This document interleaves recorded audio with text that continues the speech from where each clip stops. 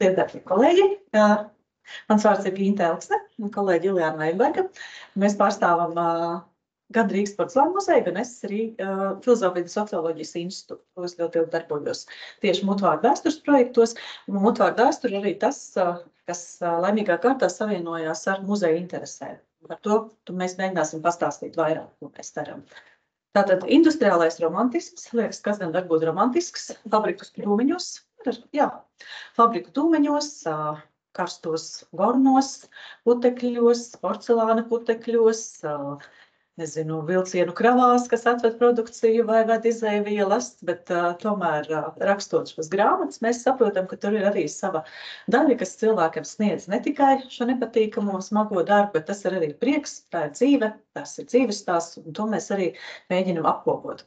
Neliels ievads tāds teorētiskais tieši par mutvārdu vēsturi, kuru izmanto rūpniecībā.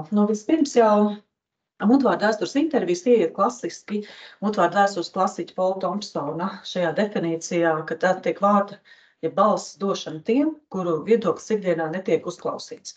Un nevis tikai tāpēc, ka viņus varbūt tur tā neievērotu, kā vēsturnieks Švarts bija citējis par Kalifornijas, viņš rakstīja grāmatu par Kalifornijas zelta tiltu būvniecību un saka, jā, ka griež lentīti, tad pagodina arhitektus, pagodina inženierus, bet to, kā tur gāja strādniekiem, cik viņi gāja bojā tā tiltu būvniecības laikā, to ir statistikā tikai pamatā uzzina, ka šeit ir šis balss došana tiem, kur viedoklis netiek uzklausīts. Un otrīt, ar šiem cilvēkiem varbūt arī vienkārši nerunā. Viņi varbūt dzīvo dzīvi, viņi pat reizēm nejūt vajadzību artikulēt to savu pieredzi. Un tā pētnieku uzdevums ir arī tas, kā aiziet un pamatot un pastāstīt, ka arī tas ir svarīgi, arī tas ir vērts. Un cita lieta jau arī mutvārdu vēsturi, tie ir tāda praktiska, jau arī avotu ziņā, jo bieži vien ir tā, ka, kaut vai tagad mūsu pēdējo padomu laiku beigas un neatkarīgās Latvijas sākuma posmā, daudz rūpnīcu arhīvu kaut ko pārņem, kaut ko nepārņem, dokumentācija vietām iztrūkst, vietām viņa varbūt vēl kaut kur ir saglabājusies, bet viņa nav saglabājusies arhīvā. Un tas arī ir svarīgi šīs mutvārdu vēstures intervijas laikā. Mēs gan precizējam interviju, gan precizējam informāciju, gan pie daudziem cilvēkiem mēs atrodam tiešām arī ļoti daudz materiālus un pat dokumentus, kurus varam pieņemt muzeja arhīvā. Un daļu mēs arī lieliem arhīvām nodevušas, ko sapratām, ka tas ir tāda arhīva vērtība. Kur svarīgi lēmumi tātad tiek pieņemti bez dokumentācijas, un maz arhīvu, tātad tas ir ļoti svarīgi. Bet cits ir arī šī cilvēciskā dimensija. Vispirms daudzu gan svarīgu nozaru pēdas, ka mēs praksē zinām arī, tie ir, man liekas, arhitektoniski, kaut kāds ēkas, kad nojauc, kad mainās pilsēta, paiet daži 10 gadu, un mēs jau varbūt pat neatceramies, kas ir noticis. Man tāds liels impulss bija braucot diezgan nesen garām tagadēji Akropolē, agrāk Rīgas Porcelāna rūpnīcas pirmajam iecirknim, bijušai Kuznecova rūpnīcai, un šoferis, kas mani veda vēl bija, mazliet jaunāks par mani, bet arī negluži jaunietis, un es viņam tā ieminēju, kur mūsu viss tā porcelāna vieta, kur tas taptas skaistās lietas agrāk. Viņam tas neko vairs neizteica. Var jau, protams, pieņemt, ka viņš varbūt nebija par to interesējies, bet man šķiet, ka ļoti daudziem cilvēkiem tā vieta tagad saistīsies jau ar Akropoli, ar šo izpriedzes centru. Tas nav labi, ne slikti, bet mūsu doma ir tāda, ka vajag tomēr saglabāt arī tās atmiņas, ka tur bija arī šī rūpnīca, kas daudziem cilvēkiem bija nozīmīga. Vēl mazlietiņa, un vēl ir šis arī tas sociālais aspekts arī kopienai, lasot pētījumus, kā šī deindustrializācijas gaita notiek, piemēram, lielajos ogļu reģionos, vai Lielbritānija, vai Amerika, kad samazināja šīs lielās metāla apstrādes rūpnīcas. Tev parasti mēģināja darīt pakāpeniski ar kādām sociālām programmām, un pat tad cilvēki izjuta tādu rūgtumu, nepatiku, izmisumu, mazliet tādas skumjas. Jo, ko tas nozīmē? Bieži vien šī ražotne, tā nav tikai, kad es tur aizēju uz darbu, es kaut ko saražoju, aiznāju vakarā mājās, daru citus darbus. Daudzās, piemēram, mazās pilsētiņās vai reģionos pat šī nozara ražotne ir veidojusi visas pilsētas vai apgabala dzīvi. Ja? Tā ir arī tie paši dūmeņi, skursteņi, tā ir arī bijusi pilsētas ainava. Ja? Šī varbūt svilpe vairākam paudzēm ir aicinājums bijis celties un iet uz darbu. Un tas viss, ja pēkšņi tā nesagatavoja cilvēks, tiek mainīts prom, ja, kad pastāv šis moments, kad mums nebija iespējas sērot. Ja viena sieviete bija šādā sanāksmē teikusi, ka tas pārāk ātri tiek nojauts, tagad nebija iespēja tur pasērot. Ja. Un kāpēc ir porcelāna ražošana? Latvijā. Bieži mums arī šī porcelāna industrija vairāk varbūt saistās ar to, ka tā bija tā padomju Latvijas jau forsētā industrializācija. Bet, ja mēs skatāmies, tad saprotam, ka nē, jo porcelāna ražošana, protams, tas ir 1841. gads, kad ir šī Maskavas ielas ražotne bijusī Kuznecova rūpnīca. 1886. gads, kad ir Laidurgas ielā, šis otrais iecirknis, ko padomju laikā tad apvieno kopā, un tas ir tas, ko mēs pazīstam par šo rūpnīcu. Un šajā ziņā mūsu muzejs ir tāds veiksmes stāsts, kā citām ražotnēm nepaveicās, jo ejot uz privatizāciju 90. gadu beigās sadarbojās gan cilvēki, gan mākslinieku rūpnīcas, gan vairāk muzeju pārstāvji, gan citi sabiedriski cilvēki, kur zināja, ka tā savāktais rūpnīcas muzejs, ja, ko izveidoja 73. gadā, ka viņš ir ļoti vērtīgs. Viņi sadarbojās arī ar maksātnespējas administratoru, kas bija pietiekoši prātīgs un akceptēja, un šo te muzeja daļu varēja izņemt ārā un nodeva Rīgas pašvaldībai. Un 2001. gadā tika atvērts mūsu muzejs. Un tie bija pirmie 6200 priekšmeti apmēram, protams, mēs esam auguši. Bet kāpēc tas ir arī tāds veiksmes stāsts, ka šiem cilvēkiem, ja, kā es iepriekš teicu, varbūt citiem nav kur aiziet sērot, muzejs ir izveidojies arī par tādu, savu ziņā centru, ja, kur atcerēties, kur pieminēt, ne tikai paskatīties šos traukus, kā bija, bet arī dalīties atmiņās. Un tā mēs pamazām arī nonācām līdz šai intervijas darbam, jo vienkārši sākumā bija ļoti daudz cilvēku, kur labprāt nāca, dalījās, un sapratām, ka vienkārši kādā brīdī ir jāslēdz vai diktafons, vai jāslēdz videokamera, un jāsāk nodarboties ar šo atmiņu fiksēšanu. Varbūt ar tālāk, lai es lēšu arī tev pie vārdi. Jā. Šeit ir daļa no grāmatām, protams, viss nav saistīts ar mutvārdu vēsturi. Mutvārdu vēstures kā lielākais tāds ir šis porcelāna stāstu izdevums, kur mēs intervējām 21 bijušo rūpnīcas darbinieku, māksliniekus, formētājus, bibliotekāri, jā, dažādu amatu pārstāvjus, kā arī abu iecirkņu darbiniekus mēģinājām profesionāli. Un apkopojām šos stāstus, un tad mēs tieši izmantojam šis dažos gadījumos dzīves stāstus, dažos gadījumos padziļinātās intervijas, ja cilvēks nebija gatavs visu dzīves stāstu stāstīt. Un šī grāmata kļuva par bibliogrāfisku retumu, līdz ar to tagad ir otrs papildu izdevums izdots un būs nopērkams. Un mēs sapratām, ka cilvēkiem tas interesē, ja? Interesē nevis tikai tādām varbūt literatūra konkrēti par priekšmetiem, bet interesē arī šīs cilvēku biogrāfijas. Un tā kā mums kā tādām industriālā mantojuma saglabāšanas muzejām ir šis akcents uz to, ka mēs pētām ne tikai priekšmetus, ne tikai varbūt skices vai trauku formas, bet kamēr vien ir dzīvi šo procesu liecinieki, mēs ar viņiem labprāt arī sadarbojamies. Un tad mēs saprotam, ka mēs tagad turpinām šo sēriju, un tad otrā bija grāmata par Aivu Mūrnieci. Un varbūt šo slaidu es varu tad arī, te vienkārši ir tāds atsevišķs piedāvājums, ko varam paskatīties, kad Pauls Tomsons arī tā nedaudz devis tādu ieskatu, kā vispār šo dzīves stāstu pieredzi var apkopot. Ja, tātad vai tas ir atsevišķs dzīves stāsts, tajos gadījumos, ja tas dzīves stāsts ir tik pilnīgs, unikāls un cilvēks ir labs stāstītājs un to var iekļaut vienā tādā vai pētījumā vai grāmatā, reizēm tas ir stāstu kopums, ja, kā mēs to esam arī izmantojuši porcelāna stāstos. Mūsu gadījumā varbūt nebūs piemērota tieši muzeja darbā narratīva analīze, jo tur ir jāfokusējas uz to, kas tiek stāstīts, kā tiek stāstīts, pauzes, klusuma, kaut kādu valodas elementi izmantotie. Bet bieži izmanto arī šo šķērsgriezumu analīzi, kur atkal šie stāstu fragmenti tiek miksēti, kombinēti ar dažādiem dokumentiem, materiāliem.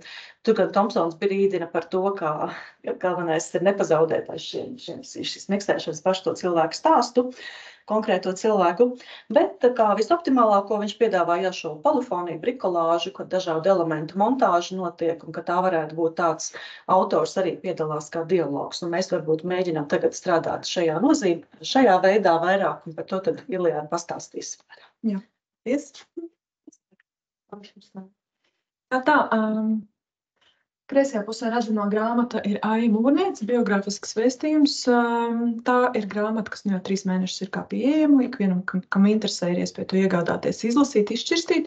Labajā pusē redzamā grāmata ir Ilga Drēblate, tas ir darba pāks, jo pētījums vēl ir procesā. Grāmata vēl ir, tā teikt, procesā uz izdošanu, un abām divām stūrītī var redzēt, ka porcelāna dzīves stāsta. Tā ir sērija. Principā izaugusi no porcelāna stāstiem, jo porcelāna stāstos, kā Ginta jau minēja, 21 personu no intervēta, bet lai to visu ieliktu nevis daudzos sējumos, bet vienā izdevumā, tas viss ir kondensēts, īsināts, likts kopā. Un vienā brīdī kļūst skaidrs, kā jau Ginta minēja, ka stāsti ir interesanti, un interesanti ne tikai tādā žurnālistiskā nozīmē iepazīties ar svešu dzīvi, personisko pieredzi, kāda cita cilvēka personisko pieredzi, bet tie ir arī kultūrvēsturiski saistoši, vēsturiski nozīmīgi politiskās vēstures kontekstā. Varbūt saistoši un interesanti arī dažādām citām jomām, speciālistiem, pētniekiem, interesantiem, ne tikai tiem, kas interesēs konkrēti par porcelānu. Un arī apsvērums, ka cilvēki nav mūžīgi. Viņi sāk beigties, brutāli sakot, tīpaši tās paudzes, kas ir 30. gados dzimušas, tās paudzes, kas ir 20. gados dzimušas.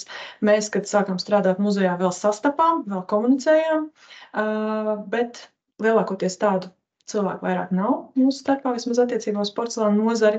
Šobrīd uz izsīkšanas robežas ir tā paudze, kas ir 30. gados dzimusi. Principā katra nedēļa, katrs mēnesis ir no svara.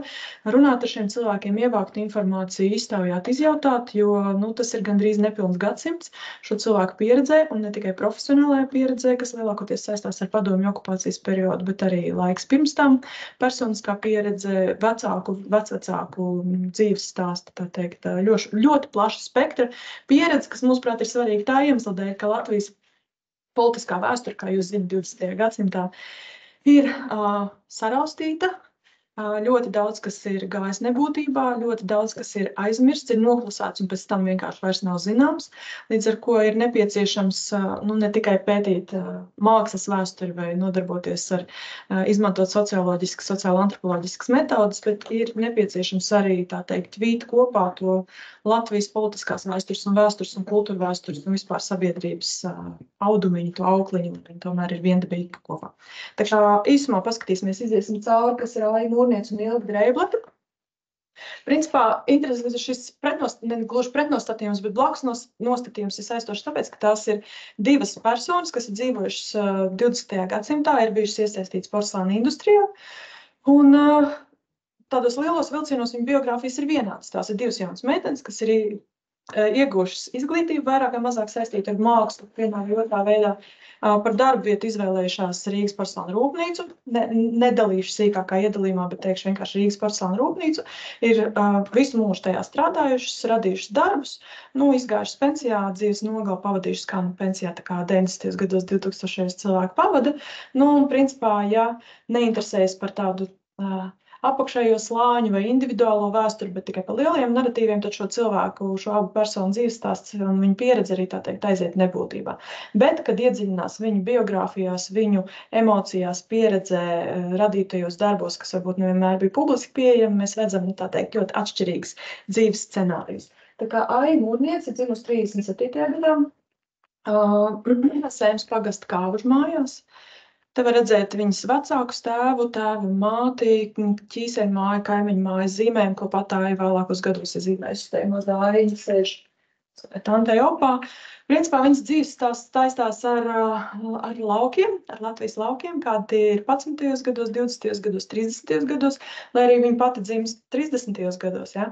Jau Latvijas Republikas brīvvalsts laikā viņas vecāki ir tā paudze, kas ir jauni cilvēki 20. gadsimta sākumā, nevienmēr ar augstāko izglītību, bet ar darba pieredzi, lauku darbi, māju uzturēšana, savas dzīves būvēšana, tiešām spēcīgi, entuziasmi pilni jauni cilvēki. Jau 20. 30. gados jaunsaimnieku kustības ietvaros, tā teikt, var teikt, ka viņi ir jaunsaimnieki, liela, plaša māja, pamatīga saimniecība, kārtīga strādāšana, dzīve iet uz augšu līdz Otrajam pasaules karam. Sekojošajām okupācijām, padomju, nacistiskās Vācijas un atkal padomju okupācijām, kas ir grūts laiks ne tikai mūrnieku ģimenei, bet 1949. gadā ģimene tiek izsūtīta uz Sibīriju.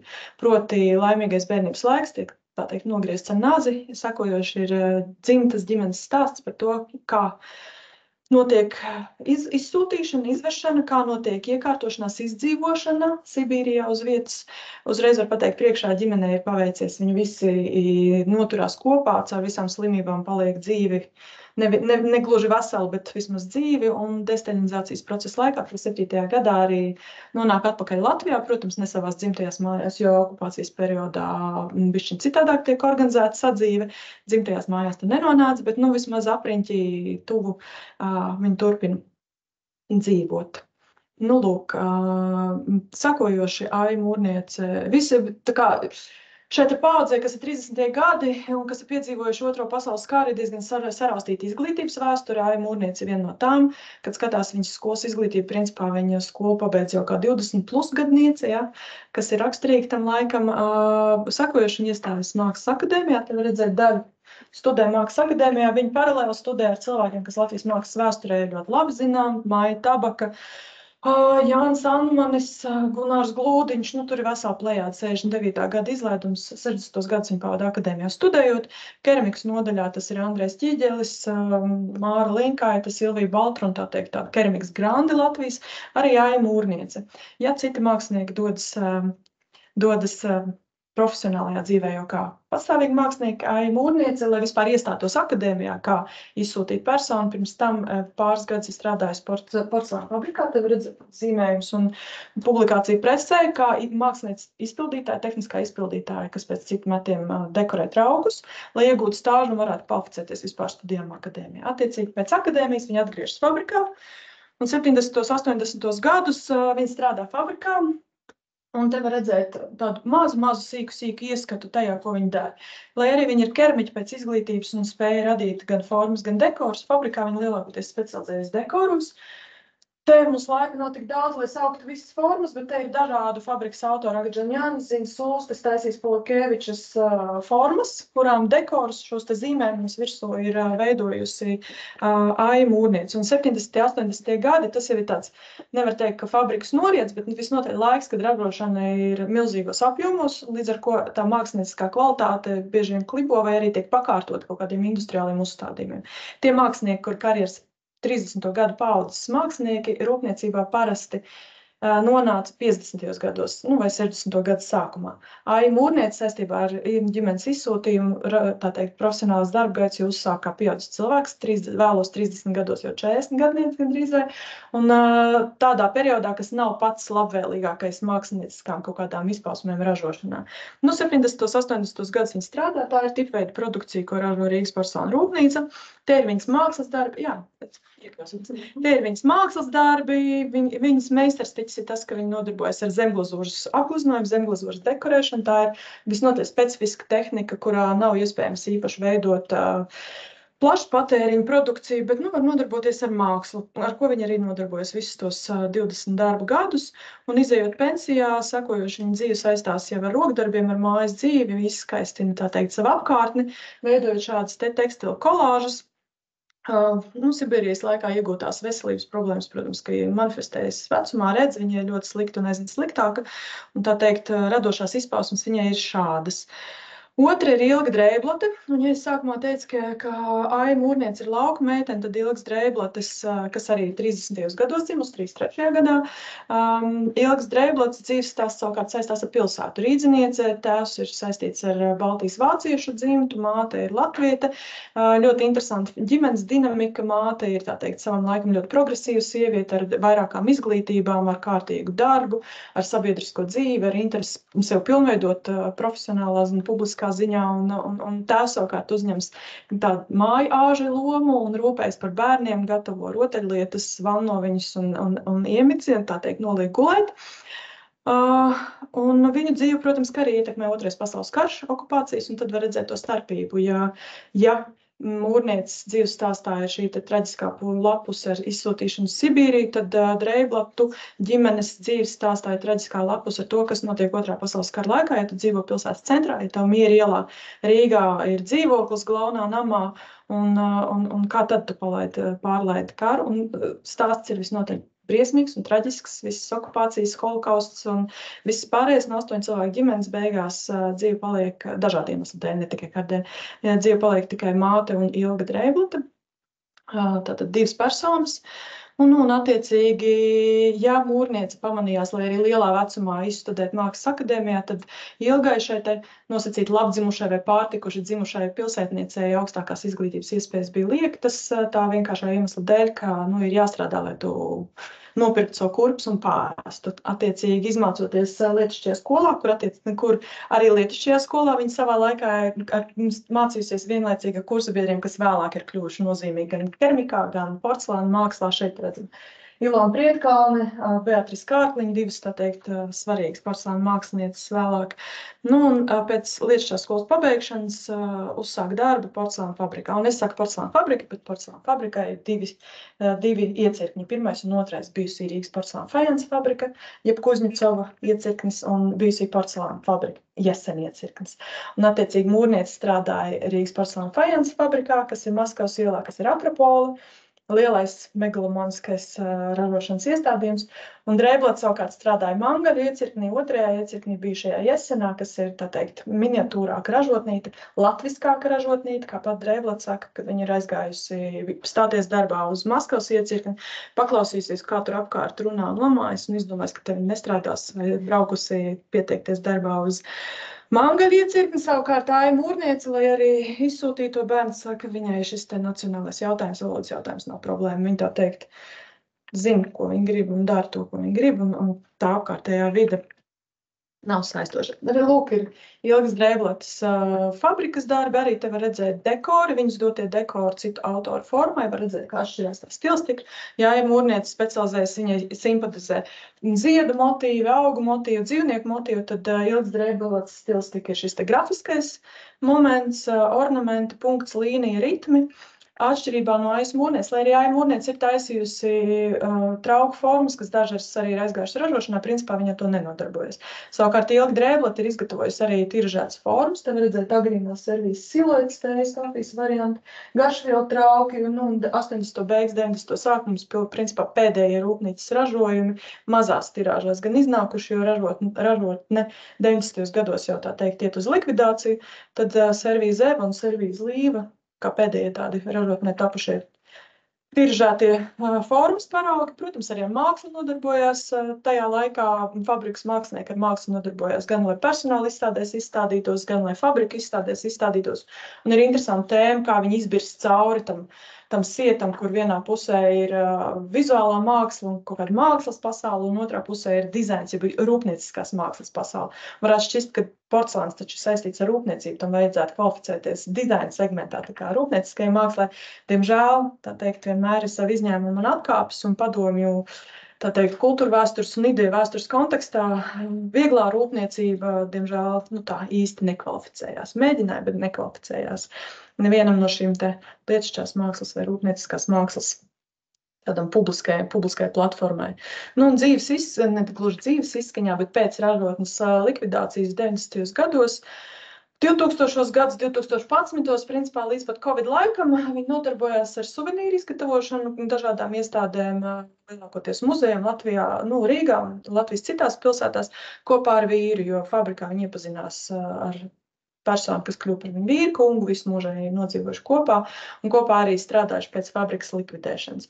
Tā kā tas ir īsumā par abām divām māksliniecēm, kā es sākumā teicu, it kā virspusē skatoties kaut kas diezgan tuvs, līdzīgs un varbūt nenozīmīgs. Fabrikā 10 mākslinieku, 100 izpildītāju, kas tur tāds īpašs, bet tad, kad tu iedziļinies un skaties, tad tomēr atšķirības ir, un atšķirības ne tikai tādā privāto izvēļu līmenī, bet caur to biogrāfisko privāto stāstu, tu pieskaries arī, tā teikt, Latvijas lielākam stāstam un dažādiem tiem aspektiem, kas pirmkārt mūsu nozare, kas tur ir mākslas vēsture, saslēdz arī ar citām jomām un nozarēm, gan arī, kā jau sākumā minēju, ļauj savīt to Latvijas vēstures stāstu, tomēr atkal vienkopus un izraut no aizmirstības kaut kādas lietas. Un, jā, tā kā paldies jums liels!